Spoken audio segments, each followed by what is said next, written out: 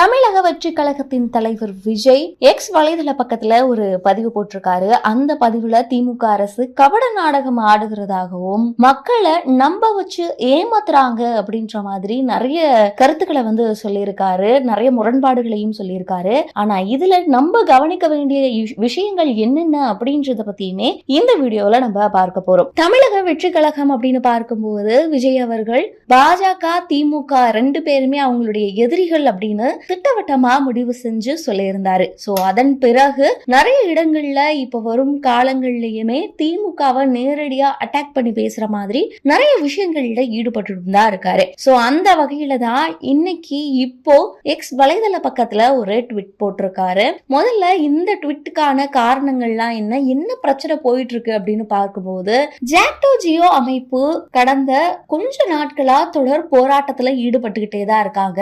அதாவது அரசு ஊழியர்கள், ஆசிரியர்கள், அரசு பணியாளர்கள் இவங்க எல்லாமே அவங்களுடைய கோரிக்கைகளை முன்வச்சு இந்த போராட்டத்தை தொடர்ந்திருக்காங்க.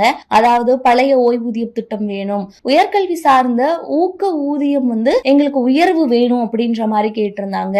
அது மட்டும் இல்லாம ஊதிய முரண்பாடுகளை களையணும் அப்படின்ற மாதிரியும் பணி உயர்வு அப்படின்னு கிட்டத்தட்ட ஒரு 10க்கும் மேற்பட்ட கோரிக்கைகளை முன்வச்சு அவங்க தொடர் போராட்டத்திலையும் ஈடுபட்டு வந்துட்டு இருக்காங்க. இந்த போராட்டத்திற்கு நிறைய பேர் அவங்களுடைய ஆதரவு தெரிவிச்சுட்டு வந்துட்டு தான் இருக்காங்க. அந்த வகையில தான் விஜய் போட்ட ட்விட்டுமே இருக்கு. அந்த ட்விட்ல என்ன சொல்லியிருக்காரு அப்படின்னு பார்க்கும்போது இந்த மாதிரி ஜாக்டோ ஜியோ அமைப்பு போராட்டம் நடத்திட்டு இருக்காங்க. 10 அம்ச கோரிக்கையை முன்னிறுத்தி தொடர் போராட்டத்துல ஈடுபட்டு இருக்காங்க. நீங்க ஆட்சிக்கு வந்ததே இந்த ஒரு ரீசன் சொல்லி கண்டிப்பா நாங்க உங்களுடைய கோரிக்கைகளை நிறைவேற்றி கொடுப்போம்னு சொல்லிதான் நீங்க ஆட்சிக்கே வந்தீங்க.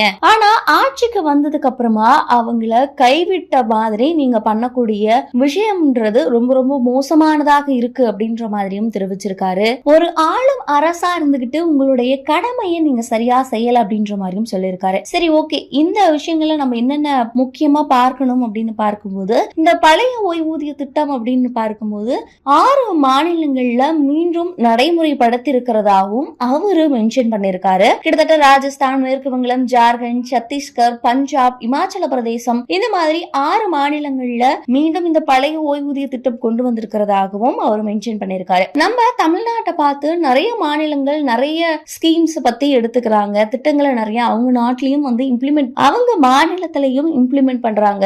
உதாரணத்துக்கு பெண்களுக்கு மாதந்தோறும் 1000 ரூபாய், அது மட்டும் இல்லாம விலையில்லாத மகளிர் பயணச்சீட்டு, இந்த மாதிரி நிறைய விஷயங்கள் மற்ற மாநிலங்கள் பழைய ஓய்வூதிய திட்டத்தை மீண்டும் கொண்டு வரும்போது உங்களால ஏன் கொண்டு வர முடியலன்ற மாதிரி தான் அவருடைய கேள்வியாவும் இருக்கு. மீண்டும் மீண்டும் திமுக அரச கபட நாடக செய்யும் அரசு அப்படின்னும் மக்களை ஏமாற்றும் அரசு அப்படின்னும் விஜயுடைய தாக்குதல் ஒரே நிலைப்பாடா இருக்கு அப்படின்றதையுமே இது மூலியமா தெரிஞ்சுக்க முடியுது. மேலும் இந்த ஆட்சி மீது நம்பிக்கை இல்லாத லட்சக்கணக்கான குடும்பங்கள் நலனையும் ஆழமா மனசுல வச்சு இந்த ஜாக்டோ ஜியோ அமைப்பின் போராட்டத்துக்கு நான் முழு ஆதரவையும் தரேன், நான் எப்போ உங்களோட கூட நிப்பேன் அப்படின்ற மாதிரியுமே தமிழக வெற்றி கழகத்தின் தலைவர் விஜய் அந்த பதிவுல தெரிவிச்சிருக்காரு. ஒவ்வொரு பிரச்சனை வரும்போதும் மக்களுக்கு ஆதரவாக நான் நிற்பேன் அப்படின்ற ஒரு நிலைப்பாட்டிலையும் அவரு குறிக்கோளா இருக்காரு அப்படின்றதும் இது மூலியமா தெரியுது.